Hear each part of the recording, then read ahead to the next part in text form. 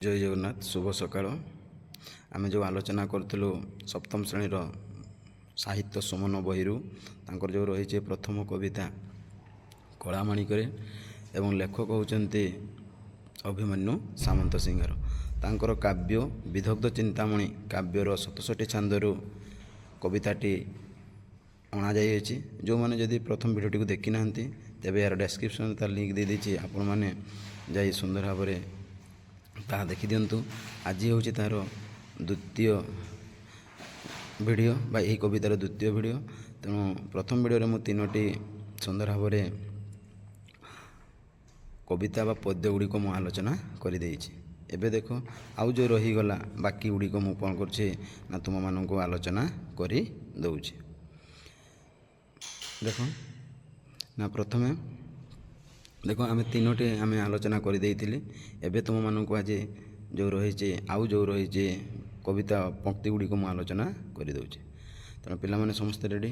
ଦେଖ, ତେଣୁ ଆମେ ଜାଣିଛୁ ମା ଯଶୋଦା କ'ଣ କରିଥିଲେ ନା ଶ୍ରୀକୃଷ୍ଣ ଯେତେବେଳେ ବଳଦ ବା ଗୋପଲ ନେଇ ଜଙ୍ଗଲକୁ ଯାଇଥିଲେ ସେତେବେଳେ ସେ ବିଳମ୍ବିତ ହୋଇଛି। ତେଣୁ ତାଙ୍କ ମନରେ ବିଭିନ୍ନ ପ୍ରକାର ସନ୍ଦେହ ବା ବିଭିନ୍ନ ପ୍ରକାର ଧାରଣା ବା ବିଭିନ୍ନ ପ୍ରକାର ମନୋଭାବ ଜାତ ହୋଇଅଛି।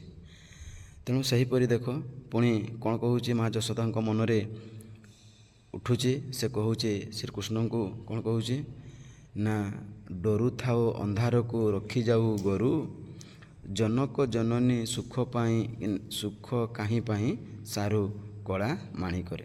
ହଁ କି ନାହିଁ? ଯଦି ଏହାକୁ ଆମେ ଗୀତ ଆକାରରେ କେମିତି ଗାଉଥିଲୁ ରେ ନା ଡରୁଥାଉ ଅନ୍ଧାରକୁ ରଖିଯାଉ ଗୋରୁ, ଜନକ ଜନନୀ ସୁଖ କାହିଁ ପାଇଁ ସାରୁ କଳା ମାଣିକରେ, କଳା ମାଣିକରେ। ଦେଖ ପିଲାମାନେ, କିଭଳି ମା ଯଶୋଦାଙ୍କ ମନରେ ଏତେ ଉଙ୍କି ମାରିଛି। ହଁ କି ନାହିଁ? ଦେଖାଯାଉଛି ପିଲାମାନେ ସମସ୍ତଙ୍କୁ ନା କହୁଛି। ପୁଣି ଦେଖ, ମା ଯଶୋଦାଙ୍କ ମନେ କ'ଣ କହୁଛି ନା ଡରୁଥାଉ। ଲେଖ, ଡରୁଥାଉ ମାନେ ହେଉଛି ଭୟ ହେଇଯିବା। ପିଲାମାନେ ଭୟ, ଡରୁ ମାନେ ହେଉଛି ଭୟ। ଅନ୍ଧାର କହିଲେ ଆମେ ଜାଣିଛୁ ରାତି। ହଁ କି ନାହିଁ? ତାପରେ ରଖିଯାଉ ଗୋରୁ, ବୁଝି ହେଉଛି। ତାପରେ ହେଉଛି ଜନକ ଜନନୀ, ଅର୍ଥାତ୍ ହେଉଛି ଜନକ କହିଲେ ଆମେ କାହାକୁ ବୁଝିବା? ଯେଉଁ ଶ୍ରୀକୃଷ୍ଣଙ୍କର ବାପା। ହଁ କି ନାହିଁ? ଜନକ ରାଜା ଏବଂ ଜନନୀ। କିନ୍ତୁ ଏଠି କ'ଣ ବୁଝିବ ରେ? ଜନକ କହିଲେ ପିତାମାତା, ପିତାମାତା। ହଁ କି ନାହିଁ? ତେଣୁ ତୁମର ସାଧା ବାଟେ ଜନକ ଜନନୀ ପିତାମାତା। ଏବଂ ସୁଖ ହେଉଛି ଆନନ୍ଦିତ। ହଁ କି ନାହିଁ? ସୁଖ କାହିଁ ପାଇଁ, କ'ଣ ପାଇଁ? ସାରୁ ଅର୍ଥାତ୍ ହେଉଛି ସରିଯିବା। ବୁଝିପାରିଲ? ସାରୁ ଅର୍ଥାତ୍ କ'ଣ? ସରିଯିବା। ହେଲା, ଆଉ ଥରେ ମନେ ରଖ। ଦେଖ, ଗୋଟେ ୱାର୍ଡ଼ କହିଦେଉଛି ପିଲାମାନେ। ଡରୁ ଥାଉ ଭୟ, ଅନ୍ଧାରକୁ ଜାଣିଛ। ରଖିଯାଉ ଗୋରୁ ମାନେ ଅର୍ଥ ଜାଣିଛ। ଜନକ ଜନନୀ କହିଲେ ବାପା ମା ବା ପିତା ମାତା। ସୁଖ ମାନେ ତ ବୁଝିପାରୁଛ ପିଲାମାନେ। କାହିଁ ସାରୁ, ଏ ମଧ୍ୟ ତୁମେମାନେ ବୁଝିପାରୁଛ। ବୁଝିଲେ କି ନାହିଁ? ଦେଖ, ତେଣୁ ମୁଁ ଆଲୋଚନା କରୁଛି କେମିତି ନା ମାଆଙ୍କ ମନରେ ଯାତନା ଆସୁଛି ବା ମା ଭାବୁଛି ଯେ ତୁ କ'ଣ କରୁରେ, ଡରିଥାଉ ଅନ୍ଧାରକୁ, ତୁ କ'ଣ ହେଇଯାଉ ନା ତୁ ଅନ୍ଧାରକୁ ଡରିଯାଉ। ଏବଂ ଯେତେବେଳେ ଅନ୍ଧାରକୁ ତୁ ଡରିଯାଉ ସେତେବେଳେ କ'ଣ କରୁ ନା ରଖିଯାଉ ଗୋରୁକୁ ତୁ ସେଇଠି ରଖିଦେଇକି କ'ଣ ହିସାବରେ ପଳେଇ ଆସୁ। ଏବଂ କାହିଁକି କ'ଣ କରୁଛୁ? କାହିଁକି ସାରୁଛୁ ନା ପିତାମାତାଙ୍କର ସୁଖ ପାଇଁ ତୁ କାହିଁକି ସାରୁଛୁ, ବା ଜନକ ଜନନୀର ସୁଖ କାହିଁକି ତୁ ସାରୁଛୁ ମୋ କଳା ମାଣିକରେ। ତେଣୁ ତାଙ୍କର ବୃଦ୍ଧ କାଳରେ ସେମାନେ ପାଇଥିଲେ ଶ୍ରୀକୃଷ୍ଣଙ୍କୁ। ତେଣୁ ସେମାନେ ଭାରି ଚିନ୍ତିତ। ତେଣୁ ତାଙ୍କର ଏକମାତ୍ର ପୁତ୍ର କିଏ? ଶ୍ରୀକୃଷ୍ଣ, କଳା ମାଣିକରେ। ତେଣୁ ତାଙ୍କ ମନରେ କେତେ ଖୁସି, କେତେ ସୁଖ। ତେଣୁ ସେମାନେ ଆଜି ସେ ବିଳମ୍ବିତ ହୋଇଯାଇଛନ୍ତି ବା ଲେଟ୍ ସେ କରିଦେଇଛି ବା ସେ ଡେରି କରୁଛି। ତେଣୁ ତାଙ୍କ ମନରେ ବିଭିନ୍ନ ପ୍ରକାର କ'ଣ ହେଇଯାଉଛି ନା ଦୁଃଖ ପ୍ରକାଶ ଆସୁଛି। ତେଣୁ ସେଇଟା ସେ କହୁଛି ମା ଯଶୋଦା ଯେ ବାପା ମା ମାନଙ୍କର କାହିଁକିରେ ଦୁଃଖ ତୁ ସାରି ଦେଉଅଛୁ। ତୁ ପରା ଯେତେବେଳେ ବଳଦ ନେଇକି ଯାଇଥାଉ, ଯଦି ଅନ୍ଧାର ହୋଇଯାଏ ତୁ ସେଠି କ'ଣ କରିଦେଇକିରି ରଖିଦେଇକିରି ଆସିଥାଉ। ବୁଝିହେଲା ପିଲାମାନେ? ହଁ। ବୁଝିଲା କି ନାହିଁ? ଅତି ସହଜ। ପିଲାମାନେ କମେଣ୍ଟ କରିବ ଯଦି ବୁଝି ନ ପାରୁଛ, ମୁଁ ଆଉ ଥରେ ତୁମମାନଙ୍କୁ ମଧ୍ୟ ସୁନ୍ଦର ଭାବରେ ପଢ଼େଇ ଦେବି ହେଲା। ବର୍ତ୍ତମାନ ଚାଲ ପିଲା ପଞ୍ଚମ ଆମେ କ'ଣ କରିବା, ପଦଟିକୁ ପଢ଼ିବା ହେଲା।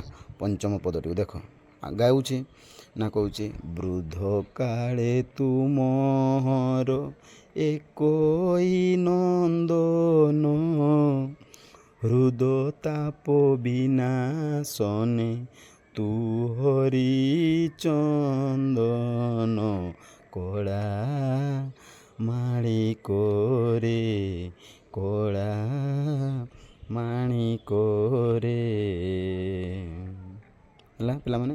ତେଣୁ ଆଉ ଥରେ ଗାଇ ଦେଉଛି ତୁମମାନଙ୍କୁ ନା, ବୃଦ୍ଧ କାଳେ ତୁମର ଏକୋଇ ନନ୍ଦନ, ହୃଦ ତାପ ବିନାଶନେ ତୁ ହରି ଚନ୍ଦନ, କଳା ମାଣିକରେ, କଳା ମାଣିକରେ। ବୁଝିଲା? ତେଣୁ ଦେଖ ପିଲାମାନେ ଅର୍ଥ ଗୁଡ଼ିକ ଲେଖ। ବୃଦ୍ଧ କାଳେ ଲେଖ ପିଲାମାନେ, ଖାତା ବାହାର କରିକି ଲେଖ ଯେ ବୃଦ୍ଧ କାଳେ ହେଉଛି କ'ଣ? ବୃଦ୍ଧ କାଳେ ଅର୍ଥାৎ ହେଉଛି ବୁଢ଼ା ସମୟରେ, ହଁ କି ନା? ବୃଦ୍ଧ କାଳେ କହିଲେ ବୁଢ଼ା ସମୟରେ ଦେଖାଯାଉଛି, ଏଠି ଲେଖ ବୁଢ଼ା, ବୁଢ଼ା ସମୟରେ ହେଲା। ନନ୍ଦନ କହିଲେ ପୁତ୍ର, ଏକୋଇ ନନ୍ଦନ ଗୋଟିଏ ପୁତ୍ର, ଏକୋଇ ଅର୍ଥାৎ ହେଉଛି ଗୋଟିଏ, ଆଉ ନନ୍ଦନ କହିଲେ ପୁତ୍ର, ପୁତ୍ର। ବୁଝିହେଲା? ବୁଝିପାରିଲ କି ନାହିଁ ପିଲାମାନେ? ହଁ। ତାପରେ ଦେଖ ହୃଦ ତାପ, ହୃଦ ତାପ କହିଲେ ଶରୀରର, ହୃଦ ତାପ, ହୃଦ ତାପ ଅର୍ଥାৎ ହୃଦୟରେ କ'ଣ ହେଉଛି, ମନେ ପଡ଼ୁଛି, ହୃଦ ତାପ, ହୃଦୟ ମନେ ପଡ଼ିବା, ଏଠି ବୁଝିବ ତାପ। ତେଣୁ ହୃଦ ତାପ ଯେଉଁ ହୃଦୟରେ ଯେଉଁ ମନେ ପଡ଼ୁଛି, ମା ଯଶୋଦାଙ୍କ ମନରେ ହେଉ ବା ତାଙ୍କର ବାପାଙ୍କ ମନରେ ହେଉ, ହଁ କି ନାହିଁ? ହୃଦ ତାପ ମନେ ପଡ଼ିବା। ବିନାଶନେ, ବିନାଶନେ ମାନେ ହେଉଛି ଯେଉଁ ତାପଟି ତାଙ୍କ ହୃଦୟରେ ଯେଉଁ ମନେ ପଡ଼ୁଛି ସେଇଟାକୁ ଆମେ ବିନାଶ କରିବା, ମାନେ ମାରିଦେବା, ବା ଆମେ କେମିତି ମନେ ପଡ଼ୁଛି ସେଇଟା କେମିତି ଆମେ ଭୁଲିଯିବା। ଏଠି କିନ୍ତୁ ବିନାଶନେ ଅର୍ଥାৎ ହେଉଛି କେମିତି ଭୁଲିବା, ଭୁଲିବା, ଯେଉଁ ତୁ ବିଳମ୍ବିତ ହୋଇଯାଉଛୁ ସେଇଟା କିଭଳି ଆମେ ଭୁଲିଯିବା ହେଲା ବିନାଶନେ। ଏବଂ ତୁ ହରିଚନ୍ଦନ, ହରିଚନ୍ଦନ ବୁଝିଲେ ଆମର ଶ୍ରୀକୃଷ୍ଣ, ହଁ କି ନାହିଁ?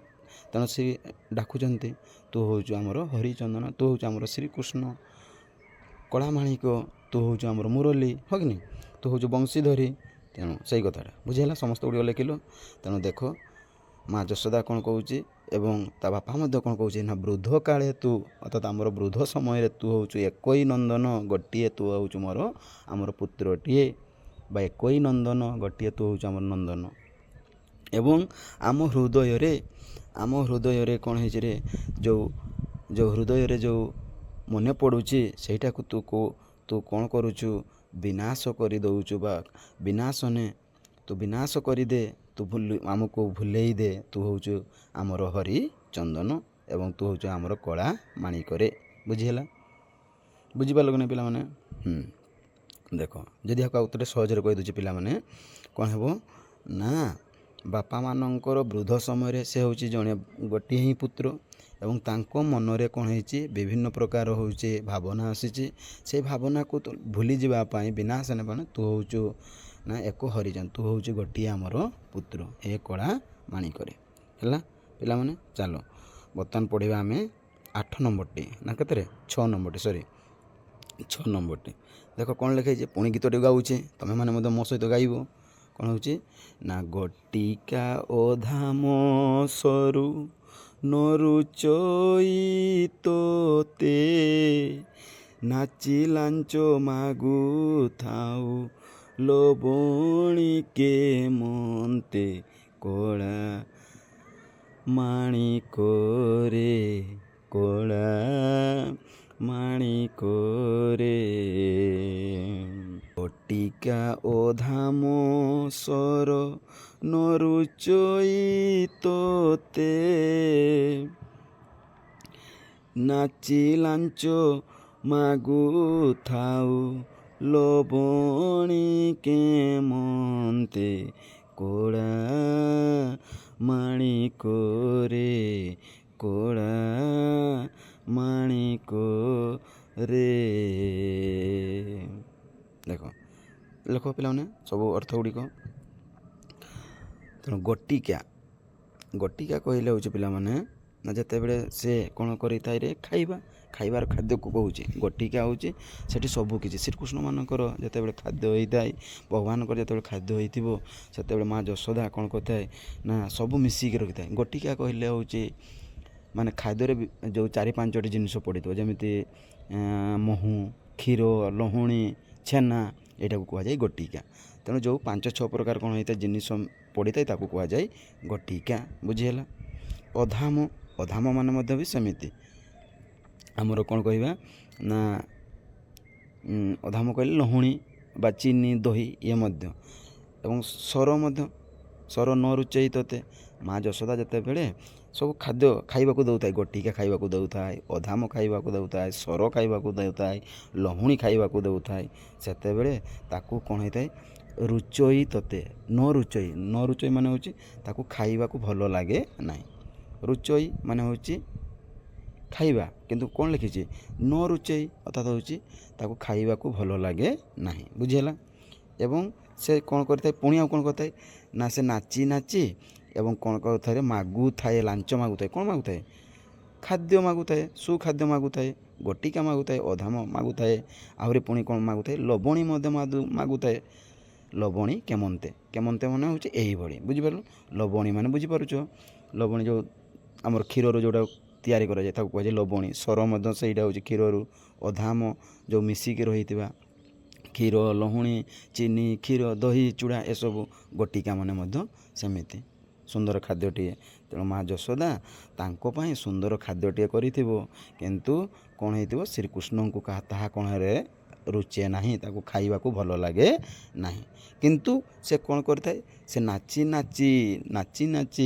କ'ଣ କରିଥାଏ ତା ମା'ଠୁ ଲବଣୀ ମାଗି ଖାଉଥାଏ। ସେଇଟା ସେ କ'ଣ କରୁଛି ମା' ଯଶୋଦା ମନେ କରୁଛି ଯେ ନାଚି ଲାଞ୍ଚ ମାଗୁଥାଉ ଲବଣୀ କେମନ୍ତେ, ତୁ ଆଜି ଲେଟ୍ କରିଦେଇଛୁ, ବିଳମ୍ବିତ କରିଦେଇଛୁ, ତୁ ଆସୁନାହୁଁ, ତ ମୋ ମନରେ ବହୁତ ଉଙ୍କି ମାରୁଛୁ, ତୁ ଏପର୍ଯ୍ୟନ୍ତ ଆମ ପାଖରେ ଖାଇନାହୁଁ। ତେଣୁ ତୁ ଯେତେବେଳେ କ'ଣ କରିଥାଉ ଖାଇବାକୁ ବସିଥାଉ, ତୋତେ ମୁଁ ଯେତେବେଳେ ସୁଖାଦ୍ୟ ଖୁଆଇ ଦେଉଥାଏ, କିନ୍ତୁ ତୁ କ'ଣ କରିଥାଉ ନା ତୋ ମନରେ ବା ତୁ ତୋ ପାଟିକୁ ବା ତୁ କ'ଣ ହେଇଥାଏ ରେ ନା ତୋତେ ରୁଚୁ ନ ଥାଏ। ଏବଂ ତୁ ଯେତେବେଳେ ପୁଣି ନାଚିକିରି କ'ଣ କରିଥାଉ ମୋ ପାଖରୁ ଲବଣୀ, ସର ଏସବୁ ଖାଇଥାଉ। ବୁଝିପାରିଲ? ତୁ ହେଉଛୁ ମୋର କଳା ମାଣିକରେ। ତାପରେ ଚାଲ ପିଲାମାନେ 7 ନମ୍ବର ଦେଖ। 7 ନମ୍ବର ପଦଟି କ'ଣ କହୁଛି ନା ତୋତେ ମୁଇଁ ଧୋଇଲେ ଗଳି ହୋଇ ଯାଉ ତୁହି, ତୋ ଦୁର୍ବଳ ଦେଖି କାହିଁ ପଶିବହି ମୁଇଁ କଳା ମାଣିକରେ, କଳା ମାଣିକରେ। ନା ତଳି ମୁଁ ଧୋଇଲେ ଗଳି ହୋଇ ଯାଉ ତୁଇ, ତୋ ଦୁର୍ବଳ ଦେଖି କାହିଁ ପଶିବଇ ମୁଇଁ କଳା ମାଣିକରେ, କଳା ମାଣିକରେ। ଦେଖ ତେଣୁ ଏଠି କ'ଣ କରୁଛି ରେ, ଯେତେବେଳେ ଶ୍ରୀକୃଷ୍ଣ କ'ଣ କରିଥାଏ ଖେଳୁଥାଏ, ସେହି ସମୟରେ ମା' ଯଶୋଦା ଯେତେବେଳେ ତା ପାଖକୁ ଯାଏ, ତଳି ମୁଁ ଧୋଇଲି ଅର୍ଥାତ୍ ଯେତେବେଳେ ତାକୁ ଧରିବାକୁ ଯାଏ, ଯେତେବେଳେ ସେ ଖେଳୁଥାଏ ଯେତେବେଳେ ସେ ଧରିବାକୁ ଯାଉଥାଏ, ସେତେବେଳେ ସେ ଗଳି ହୋଇଯାଉଥାଏ। ମାନେ ଆମେ ଗଳି ପଡ଼ୁ, ବସି ପଡ଼ିବୁ, ନହେଲେ ଦେଖିବ ତା ପାଖରେ ଗଳିକିରି ପୁଣି ଦୌଡ଼ି ପଳାନ୍ତି, ହଁ କି ନାହିଁ? ତେଣୁ ଗଳି ଯାଉ। ପୁଣି ତୋ ଶରୀର ଅର୍ଥାତ୍ ସେ ଦୁର୍ବଳ, ଛୋଟବେଳେ କଥା, ତେଣୁ ସେ ମୋଟା ହେଇନଥିଲା, ତେଣୁ ତୋ ଦୁର୍ବଳ ଦେଖି, ତୋ ଶରୀର କ'ଣ ହେଇଥିଲା ଦୁର୍ବଳ ଦେଖି ମୁଁ କ'ଣ କରେ କାହିଁ ପଶିବଇ ମୁଇଁ, ସେ ତୁ କେଉଁଠି ପଶି ଯାଉଛୁ, କେଉଁଠି ବସି ପଡ଼ୁଛୁ, କାହା ପାଖରେ ଯାଇ ଲୁଚି ପଡ଼ୁଛୁ, ଏଇ କଥାଟି ସେ କହୁଛି ମା' ଯଶୋଦା। ତୁ ହେଉଛୁ ମୋର ପୁରା କଳା ମାଣିକରେ। ବୁଝିହେଲା ପିଲାମାନେ? ବୁଝିପାରିଲ କି ନାହିଁ?